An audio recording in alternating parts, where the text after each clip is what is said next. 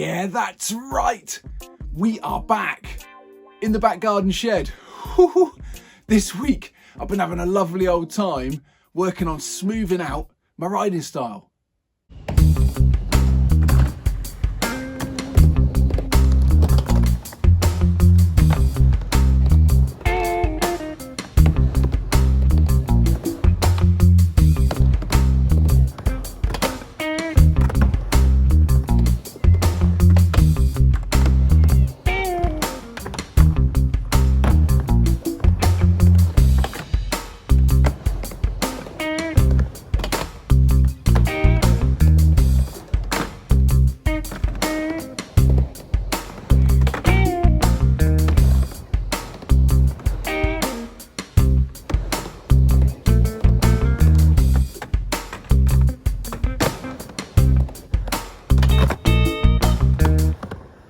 I have just recently started going for my first skateboarding lessons.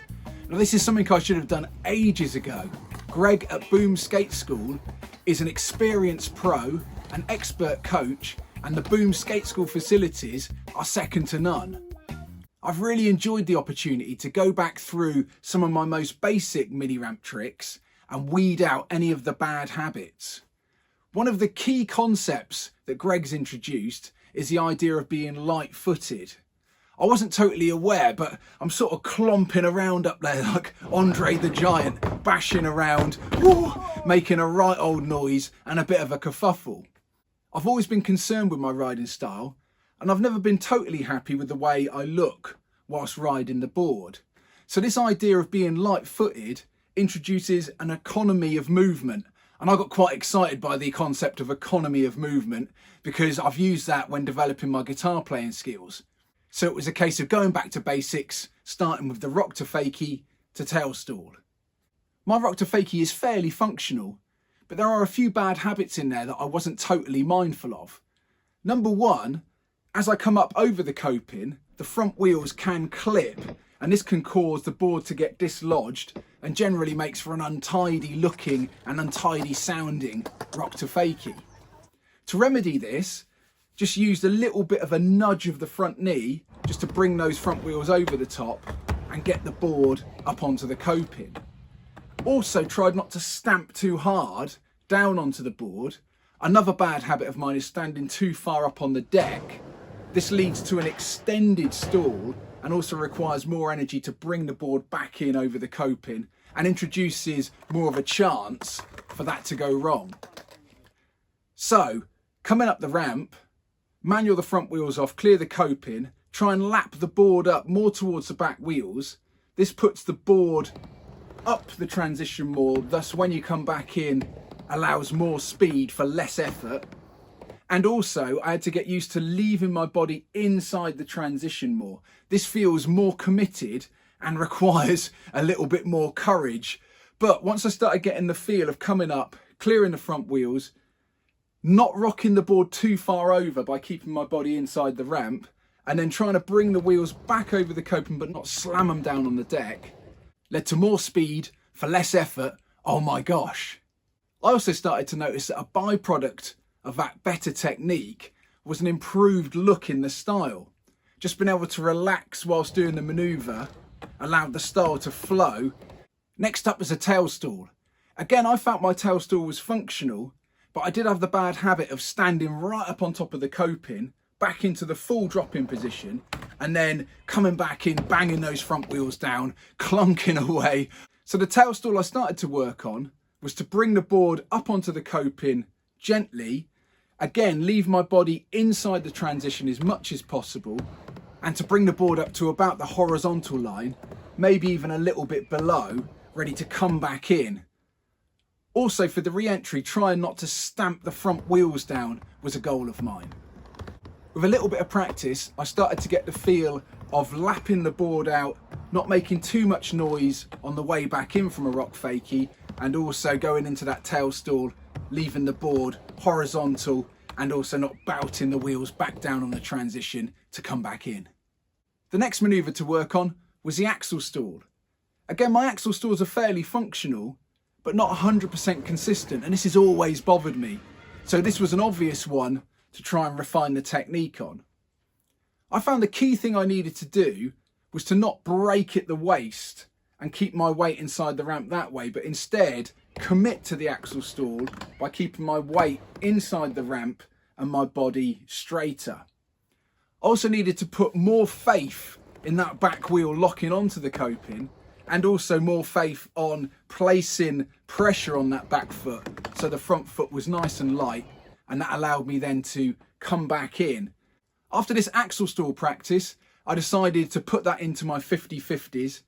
Again, my 50-50 grind's an area I've been working on a lot, but it is inconsistent. Sometimes I come out too far on the top and my wheels don't lock into that cross lock position, and then I end up having to fudge the back wheel across, get into the cross lock at the end, and then come back in.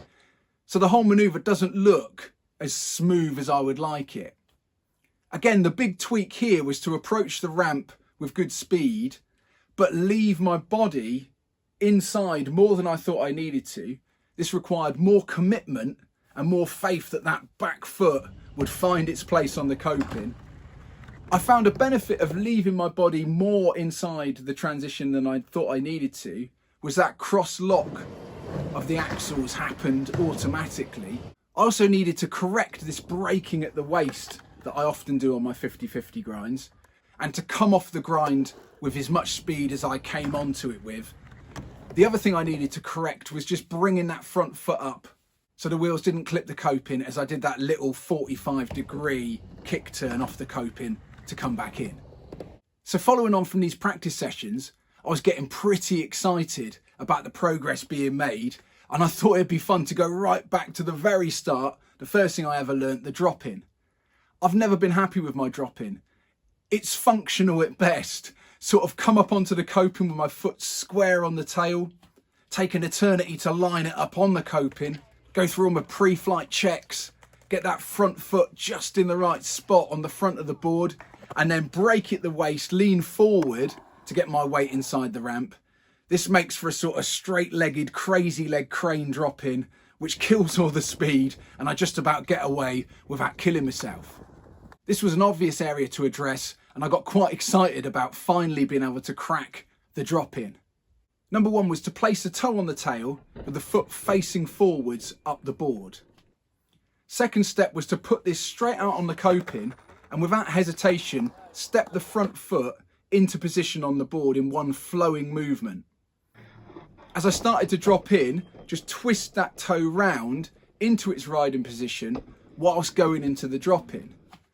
Now this whole technique uses economy of movement as the body is flowing from the top of the deck into the transition in one move. So no need to brake at the waist to try and get my body weight over the transition and not spoon out the back. So I started practicing this, toe on the board, step forward, and then just go for it. The biggest barrier to entry I found was commitment and fear. I'd been so conditioned to doing my pre-flight checks and also so scared of the drop-in that it was really hindering me to do a decent drop-in. This more committed flowing approach took out any opportunity for me to get the fear about the drop-in. Once I was going, oh my gosh. I found the biggest challenge by far with this process was to remain disciplined and stay on target and not go back to my old way of doing things and fall back into my old bad habits. I think the key to getting these new techniques bedded in is just loads of practice, loads of repetitions. That builds the motor skills, and I'm hoping that the drop-in, the rock to fakie and the tail stall in the new preferred method will become second nature. I've often wondered how good skateboarders seem to generate speed out of nowhere, and I think this now answers my question. It's this economy of movement and having everything in just the right place at just the right time. Well, that's it for this video.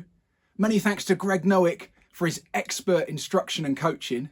If you're interested in Boom Skate School, check out @BoomSkateSchool on Instagram.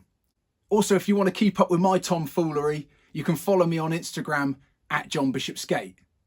As ever, my name's been John Bishop, and I'm a middle-aged guy learning how to skate.